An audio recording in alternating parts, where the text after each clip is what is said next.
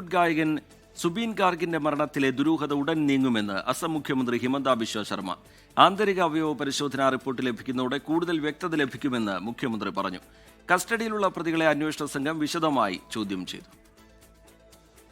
ഗായകൻ സുബീൻ ഗാർഗിന്റെ മരണത്തിൽ അന്വേഷണം അവസാന ഘട്ടത്തിലേക്ക് കടന്നതായുള്ള സൂചനയാണ് അസം മുഖ്യമന്ത്രി ഹിമന്ത ബിശ്വ ശർമ്മ നൽകുന്നത്. മരണത്തിന് പിന്നിലെ കാരണത്തിൽ ഉടൻ വ്യക്തത ലഭിക്കുമെന്ന് മുഖ്യമന്ത്രി ഹിമന്ത അറിയിച്ചു. ഈ മാസം 10-ന് സുബീന്റെ ആന്തരിക അവയവ പരിശോധനാ റിപ്പോർട്ട് ലഭിക്കും. അതിന് പിന്നാലെ എന്താണ് ഗായകന് സംഭവിച്ചത് എന്നതിൽ വ്യക്തത ഉണ്ടാകുമെന്ന് അസം മുഖ്യമന്ത്രി പറഞ്ഞു.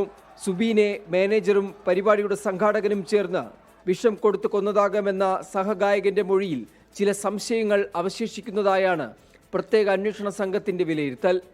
സഹഗായകന്റെ മൊഴിയുടെ സത്യാവസ്ഥ പ്രത്യേക അന്വേഷണ സംഘം പരിശോധിക്കും.